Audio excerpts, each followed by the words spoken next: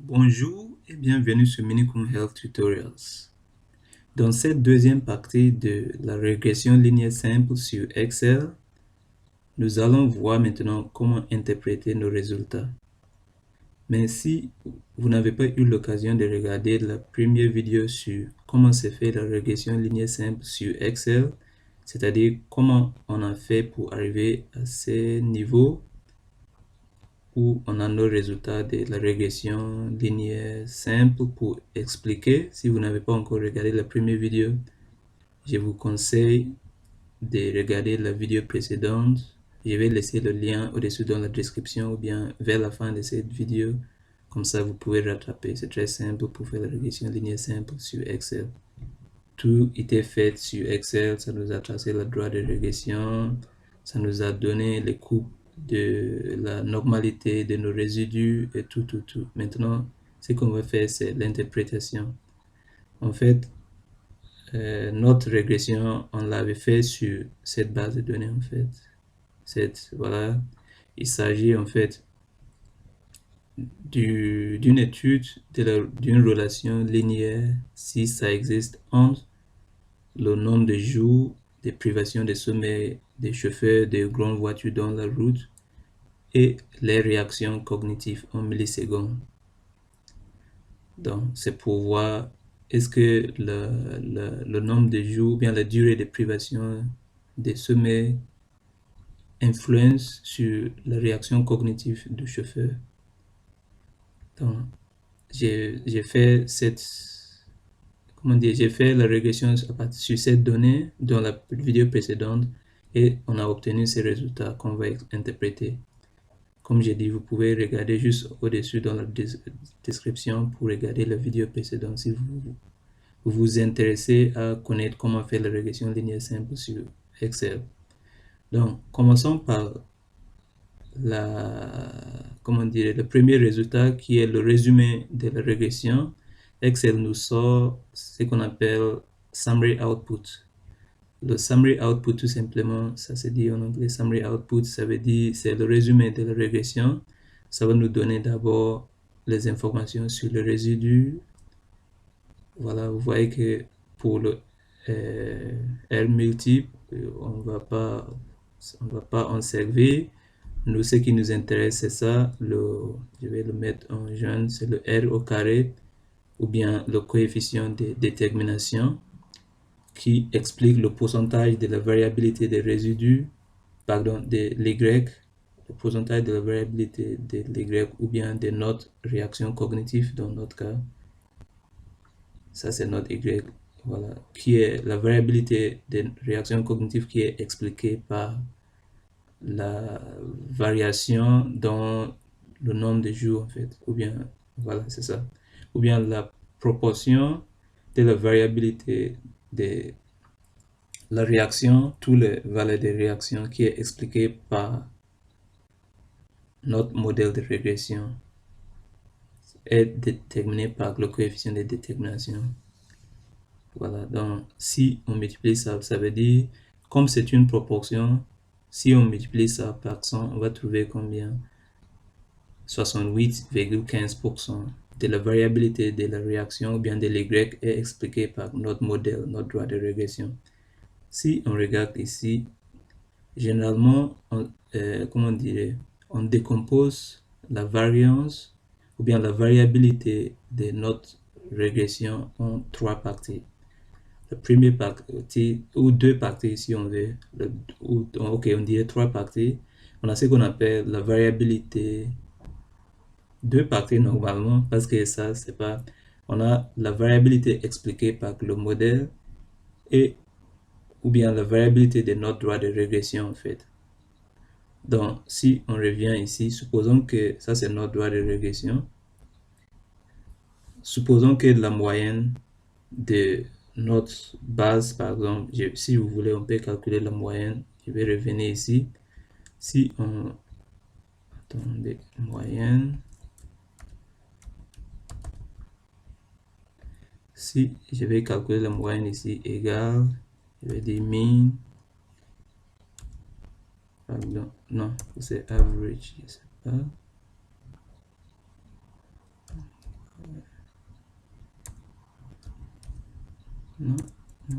attends. Average, moyenne, voilà. Si je vais sélectionner tout ça,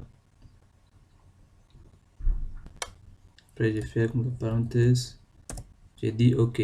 Ça nous a dit que la moyenne vaut 342. Voilà. Donc maintenant, 342 sera quelque part ici.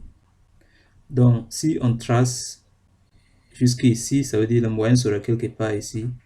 La variabilité de tous les points qui se trouvent dans le modèle par rapport à la moyenne qui est 342 et quelque part ici, c'est-à-dire ces points moins la moyenne, ces points, sa valeur degré qui est là, moins la moyenne qui est quelque part ici. Donc ces points, sa valeur degré qui est là, moins la moyenne, ainsi de suite, va nous donner ce qu'on appelle comment dire, les carrés, ou pardon, les écarts par rapport à la moyenne, c'est-à-dire tous les, comment dire.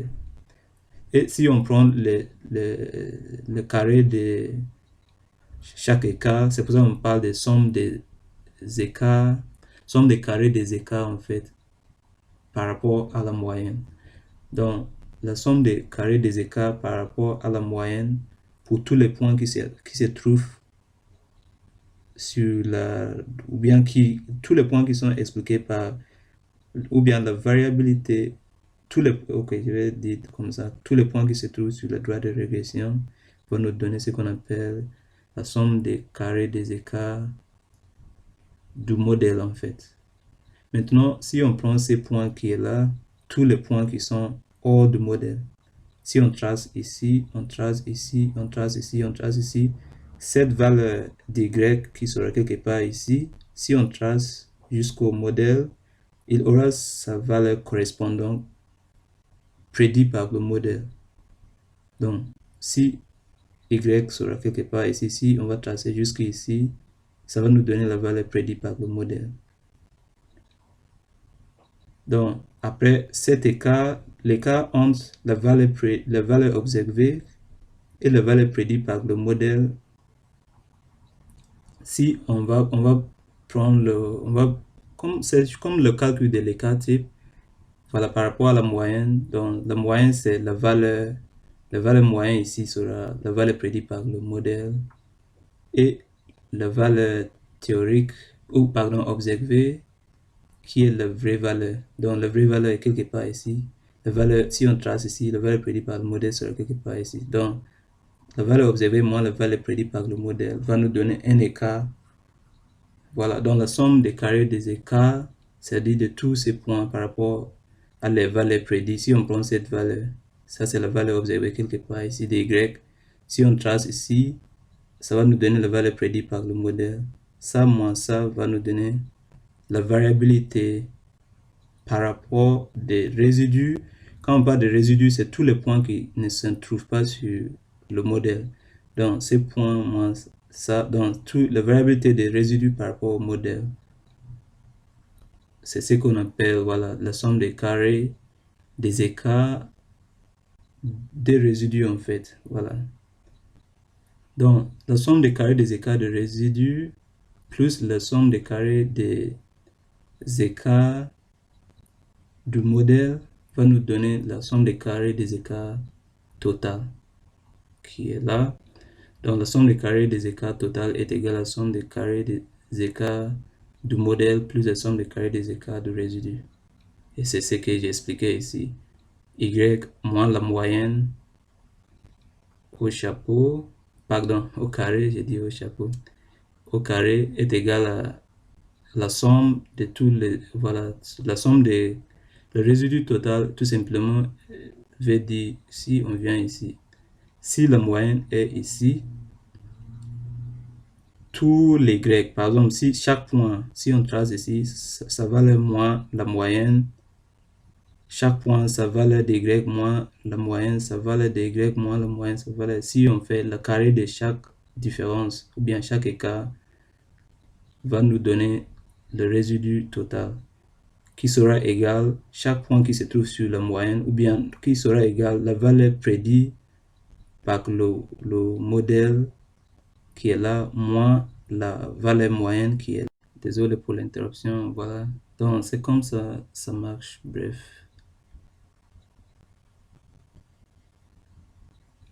Après, maintenant, qu'est-ce qu'on peut dire? Comme j'ai dit, le coefficient de détermination, en fait, c'est la proportion de la variabilité de notre y, ou bien qui est expliquée par la variation dans le x. Autrement dit, la proportion de la variabilité de la réaction qui est expliquée par la variation du nombre de jours, ou bien la proportion de la variabilité de l'y qui est notre réaction, qui est expliquée par notre droit de régression ou notre modèle de régression. C'est ce qu'on appelle, ce qui nous donne ce qu'on appelle le R2 ou bien le coefficient de détermination. Tout simplement, pourquoi R2? Ça veut dire que le coefficient de corrélation, si on avait fait la corrélation au lieu de faire la régression, le carré des coefficients de corrélation est égal à la, comment dire, à la somme des carrés des écarts du modèle sur la somme des carrés des écarts total. C'est ce que ça veut dire. Vous voyez, somme des carrés des écarts du modèle sur la somme des carrés des écarts total. Et comme c'est une proportion, pourquoi c'est une proportion? Parce qu'on a dit le somme des carrés des écarts total est égal à la somme des carrés des écarts du modèle plus la somme des carrés des écarts résiduels. Voilà. Donc si on dit ça sur ça, ça veut dire que c'est une proportion du grand total. Et c'est pour ça on le multiplie par 100 pour exprimer ou expliquer nos résultats en pourcentage. Pour dire que, voilà. Donc pour cette raison, ça se trouve entre 0 et 1. Si vous voulez voir, ici, on peut le faire tout simplement. Vous voyez que là où, ici, ça c'est la partie de l'analyse des variances.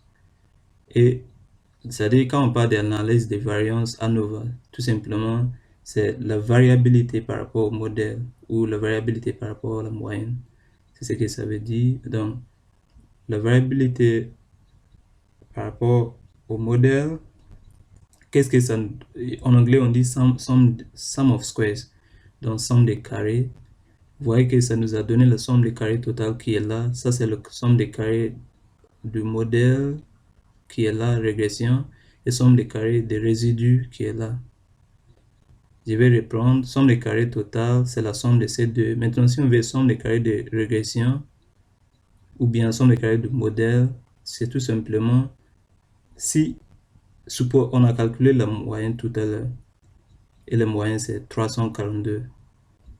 Donc, si la moyenne 342 est quelque part ici, cette valeur qui est là, moins ça, va nous donner un écart. Cette valeur moins ça va nous donner un écart. C'est ce qu'on appelle la variabilité résiduelle. C'est-à-dire les résidus sont les points qui ne se trouvent pas sur le droit de régression. Donc, c'est ça la variabilité résiduelle.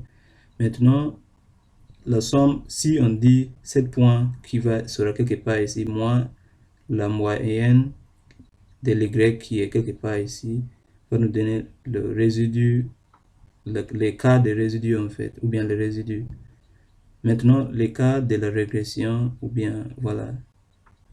C'est-à-dire, si on trace ça jusqu'ici, ça va nous donner une valeur qui est la valeur prédite par le modèle. Cette valeur moins la moyenne qu'on a trouvé va nous donner aussi un écart par rapport, comment dire, un écart de la droite de régression en fait.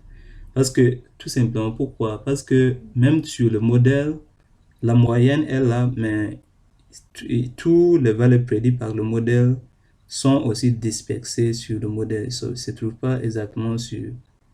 Voilà, cette valeur est la valeur prédite par le modèle, cette valeur est la valeur prédite par le modèle, cette valeur ici est la valeur prédite par le modèle pour ces points, ainsi de suite. Donc, c'est ça le principe. Ce qui est en jaune est la valeur prédite par le modèle pour si l'Y vaut ça. Si l'Y vaut ça, quelque part ici, bleu, est comme ça, la valeur qui sera prédite par le modèle, c'est ça. Mais vous avez constaté que ces points jaunes aussi ne se trouve pas tout sur la moyenne. La moyenne serait quelque part ici, comme c'est 342. Donc, quel est l'écart de ces points par rapport à la moyenne? Tout simplement, ce sera, si on trace ici, ces points qui est là, il sera cette valeur qui sera y chapeau moins l'y moyenne. Donc, ça, c'est l'écart de le droit de la régression qui est ce qu'on appelle la somme des carrés pour quoi? La régression. Voilà. Maintenant, si vous voulez, qu'est-ce que je voulais même vous montrer? Pardon. Voilà, si on veut calculer notre R2 qui est là, tout simplement, ça sera quoi? On va dire égal somme des carrés des écarts de la droite de régression qui est là, divisé par somme des carrés le total. Vous voyez que ça nous donne cette valeur qui est là, qui est le R au carré, c'est ça?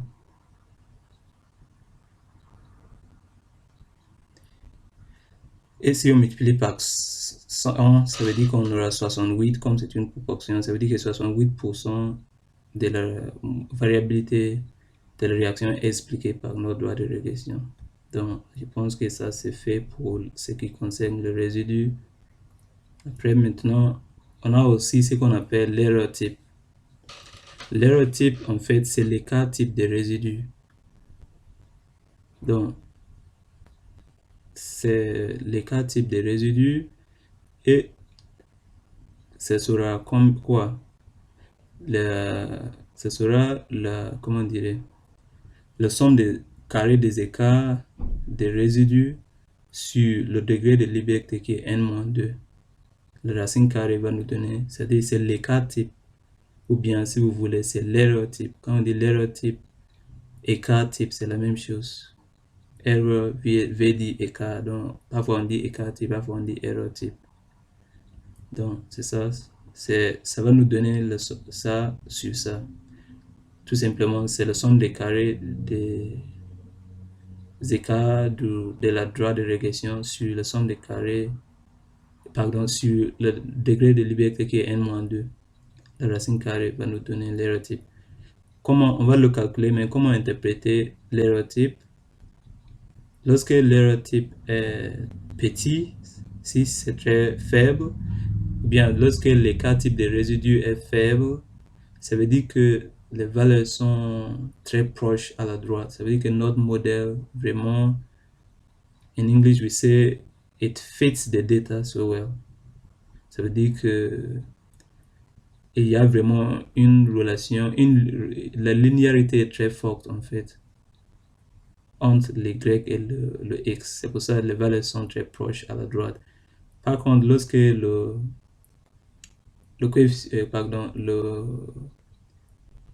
type ou bien l'écart type des résidus est très important, vous voyez que ça veut dire qu'il y a une variabilité très importante des résidus par rapport à la droite de régression.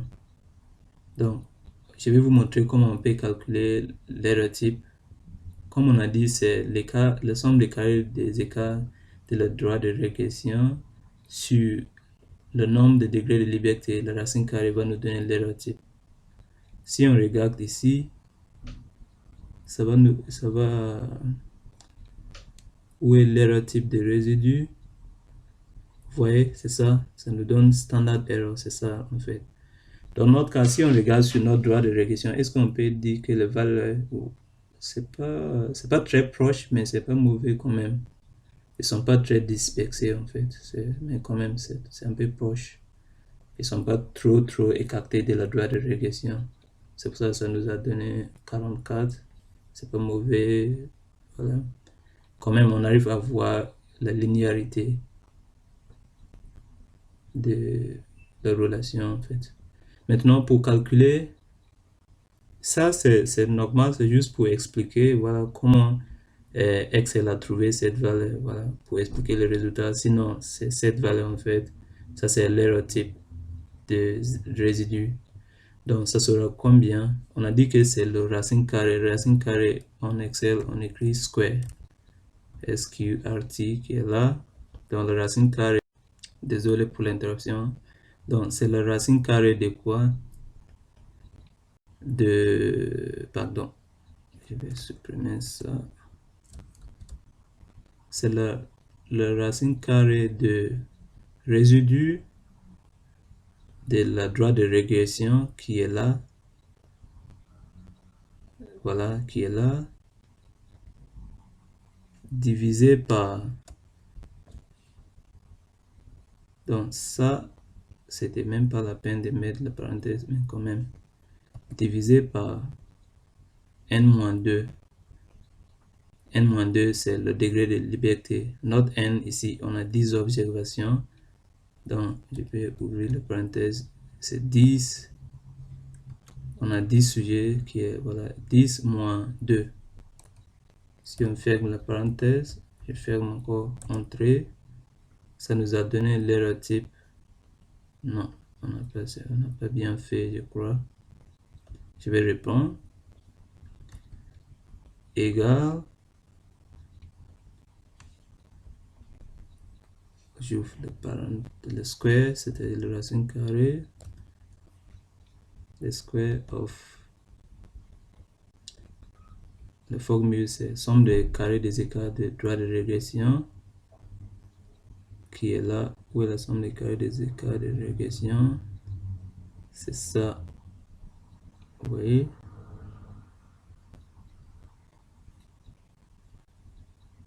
Donc, divisé par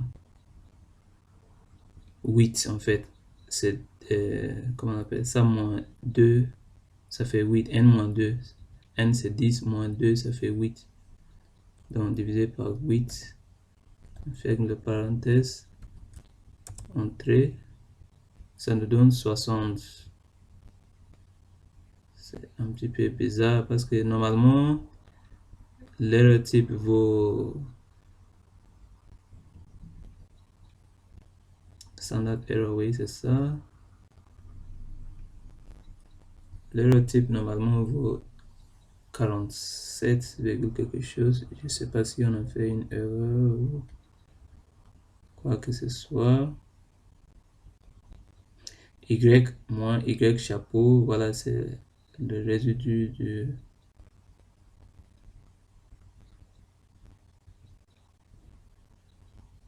Non, Y moins Y chapeau, c'est quoi?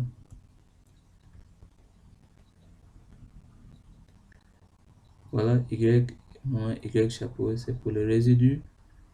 Donc, si la somme des carrés des résidus, pardon, des écarts de résidus sur n-2, n-2, nous on a... C'est dv, je sais pas pourquoi, mais... Ok, et si... Ah, pardon, je m'excuse. J'étais en train de calculer pour le droit de régression au lieu de résidu, c'est ça? Désolé, je m'excuse. Voilà, donc c'est ça plutôt. Je m'excuse vraiment. Square. Je me suis trompé, c'est ça. Ça, c'est pour les résidus. J'ai prenais pour la régression au lieu des résidus. Voilà. Divisé par 8. Si on ferme la parenthèse entrée, vous voyez, ça nous donne ça. 47, quelque chose. C'est ça l'erreur type. Et comme j'ai dit, ça mesure l'écart des résidus par rapport à la droite de régression. Donc, ça, c'est fait.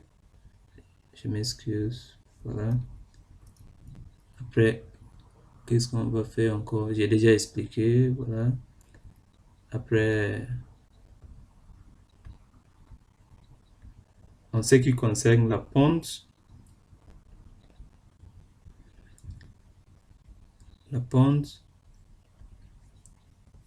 il y a deux tests en fait. L'ANOVA, c'est ce qu'on est en train de voir. Elle a fait le test de Fisher. À part de ça, le test, il y a un autre test qu'on peut faire pour... C'est le test des students en fait. Le test de la pente proprement dit, c'est ça. Voilà, c'est le test des students qui va nous donner la statistique des tests T avec sa p-valeur. Donc, ça suit la loi des students en fait. Et on va voir comment ça marche. D'abord, l'hypothèse nulle, c'est quoi? C'est quoi? Pourquoi on est... La question qu'on se pose, c'est maintenant, on a trouvé, après notre... comment on appelle? Notre régression, ça va nous donner la pente observée, en fait. Donc, ça nous a donné la pente observée qui est là, d'être 5,2. Est-ce que cette pente est statistiquement significative dans la vraie population? Ça veut dire, dans la vraie population, est-ce que comment on dirait? Parce que maintenant, si on regarde ça, on peut dire que ça, c'est indifférent de 0. Voilà. Parce que normalement, lorsque la pente est 0, ça veut dire qu'il n'y a pas de relation entre la réaction et le nombre de jours. Autrement dit, l'Y et le X. Lorsque la pente est supérieure de 0, ça veut dire qu'il y a une relation positive. Lorsque la pente est inférieure de 0, ça veut dire qu'il y a une relation négative. Ça veut dire lorsque la réaction augmente, le nombre de jours augmente, la réaction va diminuer. Si c'est positif dans notre cas, ça veut dire que lorsque le jour augmente, la réaction cognitive le temps de réaction cognitive va aussi augmenter. Maintenant, est-ce que nous, on a vu ça qui est différent de 0, mais est-ce que dans la vraie population, parce que c'est supposé on parle des statistiques inférentielles, ça c'est, on a fait notre étude sur que 10 chauffeurs. Est-ce que dans la vraie population des chauffeurs, cette comment dire, la pente qui explique la relation linéaire entre comment on l'appelle, la réaction cognitive et le nombre de jours, est-ce que c'est vraiment significatif ou bien est-ce que c'est vraiment supérieur de 0? Pour ce faire, il faut qu'on fasse le test. Maintenant, pour faire le test de pente, qu'est-ce qu'on fait? On fait le test des students qui suit une loi des students, voilà, à combien de n-2 degrés de liberté, voilà. Et on doit calculer d'abord la statistique des tests, comme n'importe quel test, qui est la pente, pardon, voilà, la pente moins la pente théorique. Ça veut dire, la pente théorique, c'est que il vaut 0. C'est-à-dire, c'est 0. La pente théorique, c'est 0. Ou bien la pente de la vraie population, c'est 0. Donc, sur l'erreur type de la pente, on va le faire comme ça. Vous allez voir sur Excel. Vous voyez que Excel nous a donné l'erreur, où est la pente, c'est ça. Après, il nous a donné la statistique des tests pour la pente qui est 4, qui vaut 4, quelque chose. Voilà. Maintenant, comment nous on va calculer cette statistique? C'est ce qui est ici. On va utiliser cette formule. C'est la pente moins la pente théorique sur l'erreur type de la pente ou bien l'écart type de la pente. Donc, je vais faire ici dans la même cellule, je vais dire égal. Où est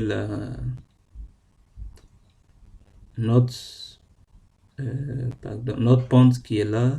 C'est 5 moins 0, qui est la pente théorique. Ça veut dire que c'est pas la peine d'écrire moins 0. Donc, on va le diviser par l'erreur type de la pente. Ah, pardon. C'est la pente qui est là. Divisé moins 0, c'est la même chose. Divisé par l'erreur type de la pente qui est là. Si je dis entrée, ça nous donne le 4,13 qui est là. Donc, avec cette statistique, on va d'abord trouver les valeurs critiques.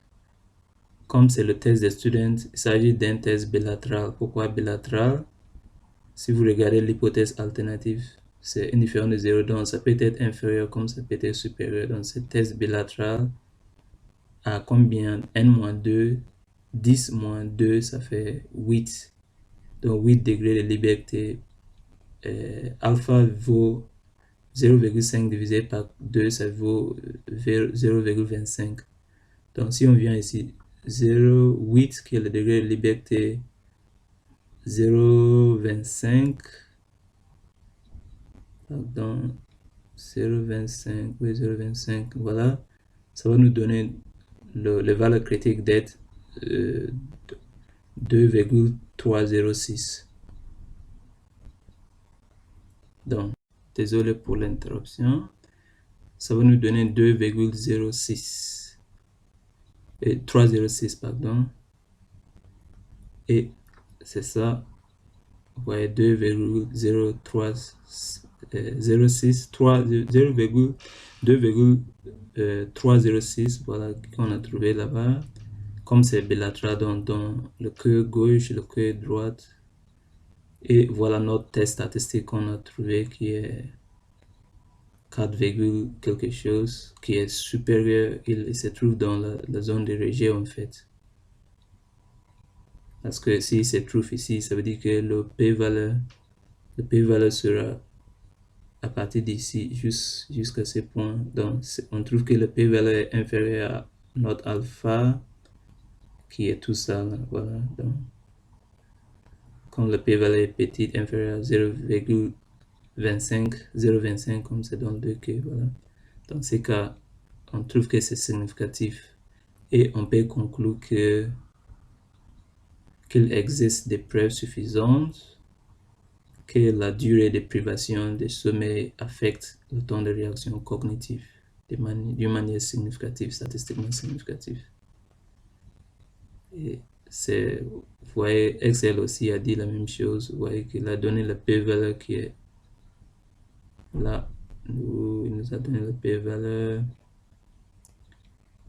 Et voilà, d'être 0,003 qui est inférieur à 0,005. Il est inférieur à alpha, donc c'est significatif. Après, maintenant, qu'est-ce qu'on peut expliquer encore? Je vais la suivante. Maintenant, si on veut connaître l'intervalle de confiance de la pente, tout simplement, quand on parle de l'intervalle de confiance en statistique, c'est toujours pour n'importe quel paramètre, c'est l'estimateur ponctuel ou bien la valeur observée brute plus ou moins sa variance. La variance ici, c'est le statistique des tests à 2 degrés de liberté fois, comment on l'appelle, l'erreur type. C'est ce qui va nous donner la variance pour la pente. Donc, on a déjà trouvé que la statistique des tests vaut 2,306. Donc, on va le multiplier par comment on l'appelle, l'erreur type de la pente et plus ou moins la valeur brute de la pente ou bien la valeur observée de la pente. Ça va nous donner l'intervalle de confiance de la pente. C'est très simple.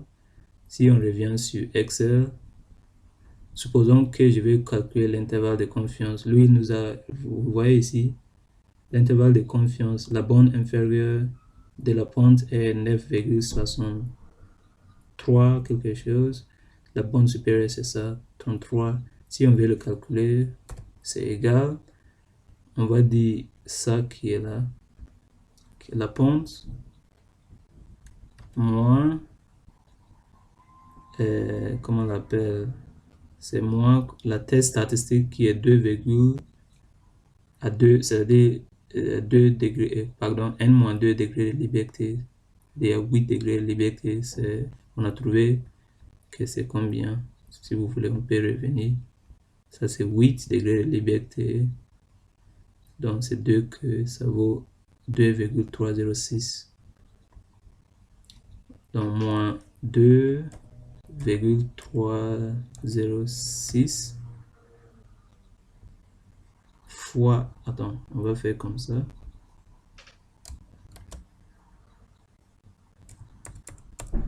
Donc, si je dis ça fois combien?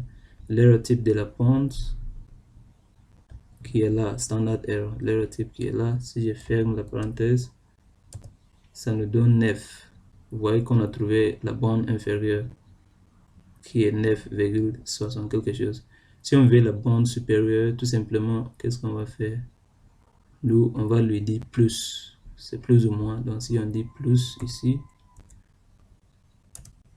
j'ai dit entrée, vous voyez, ça nous donne la borne supérieure qui est 33,80 quelque chose. Après, qu'est-ce qu'on peut faire encore? L'autre test qui est le test de la loi de Fisher, test F, c'est à peu près la même. C'est toujours pour la thèse de pente. L'hypothèse nulle, c'est que la pente est égale à 0. L'hypothèse alternative, c'est que... Mais ça, c'est l'analyse des variances.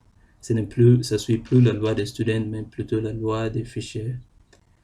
À k degrés de liberté pour le numérateur et n-k-1 degré de liberté pour le dénominateur.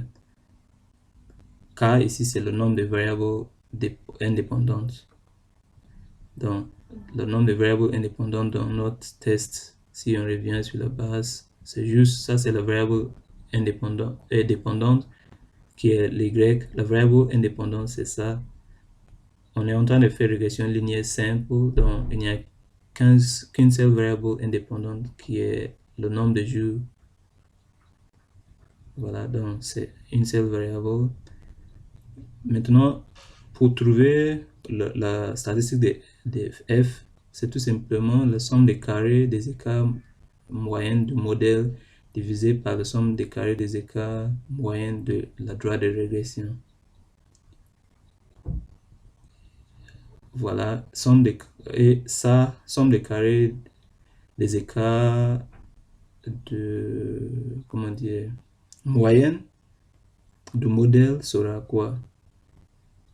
La somme des carrés des écarts du modèle divisé par k. Donc, si on vient ici, pardon, la somme des carrés des écarts du modèle, c'est combien? Analyse des variances, vous voyez que c'est, pour le modèle, c'est la régression, c'est ça, divisé par nombre de k. Somme des carrés, c'est ça, voilà, pour le modèle, c'est ça, divisé par k qui est juste une seule variable, donc c'est la même chose. Pour ça, la somme des carrés des écarts, comment on l'appelle, résiduels, ou voilà, la somme des carrés des écarts moyens des résidus, qui est la somme des carrés des écarts des résidus divisé par n-k-1, donc ça fait n-1-1, ça fait n-2, donc ça fait 8. Si on vient ici, qu'est-ce qu'on va faire? On va dire tout simplement ça divisé par 8 et on va voir. Si j'ai dit égal, ça divisé par 8. Vous voyez que ça va nous donner, ça c'est les somme des carrés moyennes, c'est ça, mean squares. Ça c'est sum of squares, somme des carrés moyennes, mean squares. Donc ça va nous donner, vous voyez qu'on a trouvé cette valeur. Maintenant, pour la statistique des tests, on a dit que c'est quoi? C'est ça divisé par ça. Donc si on dit égal ça divisé par ça, si j'ai dit entrée, on va trouver 17,11. Et c'est la statistique des tests. Maintenant, on va regarder 17, ça c'est la valeur observée ou bien la statistique F observée. Et on va trouver les valeurs critiques ou bien les F alpha. Comment on trouve les F alpha? C'est très simple, c'est comme ce qu'on avait fait tout à l'heure. On va prendre le nombre de degrés de liberté pour le numérateur vaut 1, parce qu'on a une variable indépendante. Et pour le nombre de degrés de liberté pour le numérateur vaut 8. n-1, ça fait 8. Si on vient sur notre loi de Fisher qui est là, donc nombre de degrés de liberté pour le numérateur vaut 1, k est 1, pour le dénominateur vaut 8, donc ça vaut combien? La valeur critique ou bien le F alpha sera 5,32. Vous voyez, 8 et 1, 5,32. Et c'est ça. Le statistique des tests qu'on a trouvé, c'est 17,2 sur Excel, voilà. C'est ça, statistique des tests qui est là, 17,2 ou 11, voilà, 11,8. Après, c'est ça, on trouve que notre valeur critique qu'on a trouvé, c'est 5,32 sur le tableau. 5,32. Désolé pour l'interruption. Donc, voilà. On trouve que la statistique des tests est supérieure à la valeur critique. Ça entre dans la zone de rejet en fait. La valeur critique, c'est quelque part ici, c'est 5, quelque chose, alors que la statistique, ou bien le loi de Fisher, ou bien le F observé vaut 17. Donc, ça trouve dans la zone de rejet. Et on peut conclure de la même façon qu'il existe des preuves suffisantes que la durée de privation de sommeil affecte le temps de réaction cognitive des chauffeurs. Après, qu'est-ce qu'on peut faire encore? Maintenant, on va faire l'analyse des résidus et ce sera la dernière partie de l'interprétation de nos résultats. Pour l'analyse des résidus, si on revient sur Excel, comme je vous avais dit, ça nous sort beaucoup de choses sur les résidus si vous lui demandez de le faire. On a une coupe qui nous parle de la linéarité. Il y a une coupe qui nous parle de la normalité des résidus. Vous voyez. Après, Excel, en fait, c'est limité à ces deux. Il peut nous donner renseigner sur la normalité, mais ça ne peut pas nous renseigner sur, par exemple, l'indépendance. L'indépendance, il faut un test qu'on appelle test de Debye-Watson. Voilà. Après, l'égalité de la variance, ou bien des résidus, ou bien ce qu'on appelle variance constante, ou bien l'homocédasticité, ou bien on parle de variance homogène. C'est ça aussi, Excel ne nous permet pas de voir ça. Voilà. Mais on va voir ce qu'il nous a affiché, on va les interpréter. Donc, bref, le résidu, tout simplement, quand on parle de résidu, ça, comment dire, ça nous aide, l'analyse des résidus va nous permettre de faire le contrôle qualité de notre modèle. Pourquoi c'est important? Il y a deux questions qu'on se pose.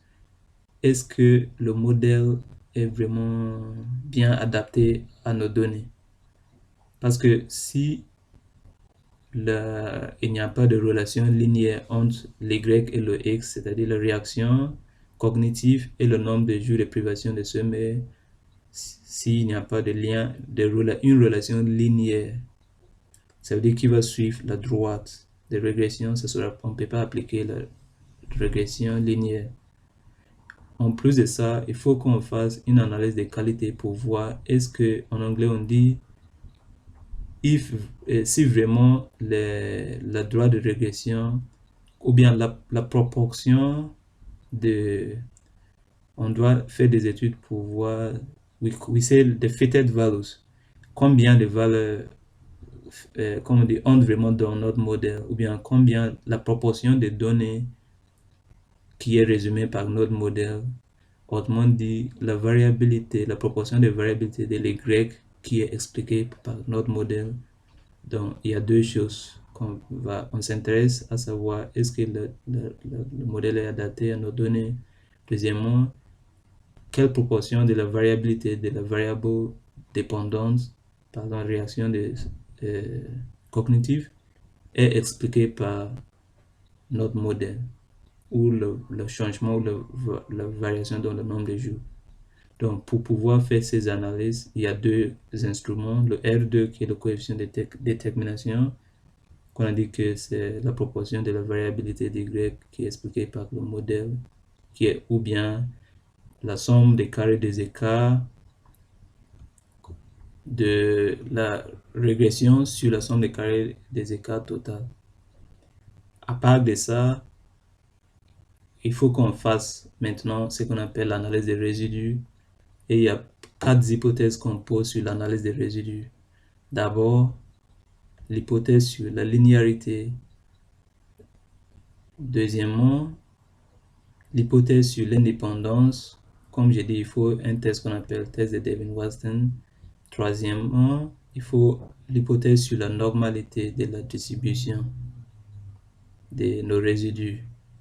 Et la dernière, c'est la constance comment dire, la l'égalité des variances, ou bien si les variances des résidus sont constantes. Si c'est constant, on parle de homocédasticité. Ça veut dire la variance est homogène. Pour le résidu, par exemple, si vous regardez ici, lorsqu'il y a la linéarité, vous voyez que c'est comme ce qu'on avait vu sur, comment on appelle, sur l'erreur type. Mais maintenant, ce n'est plus une question de l'erreur type, mais il faut que s'il y a la linéarité, ça veut dire que ça doit être, ce n'est plus une question que ça sera proche de la droite, mais ça sera aussi linéaire, c'est-à-dire ça va suivre la droite ou quoi.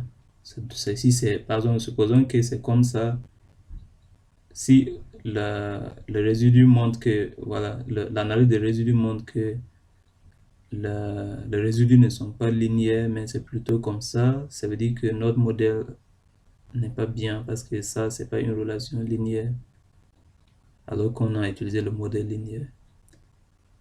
Ça doit être comme ça, au cas où la pente vaut 0, ça veut dire au cas où il n'y a pas de relation linéaire, même il faut que le résidu soit comme ça, bien allongé.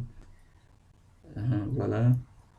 Et pour ce faire, vous voyez que Excel nous trace cette coupe. Attendez, on va revenir. Vous voyez qu'il nous a tracé cette coupe.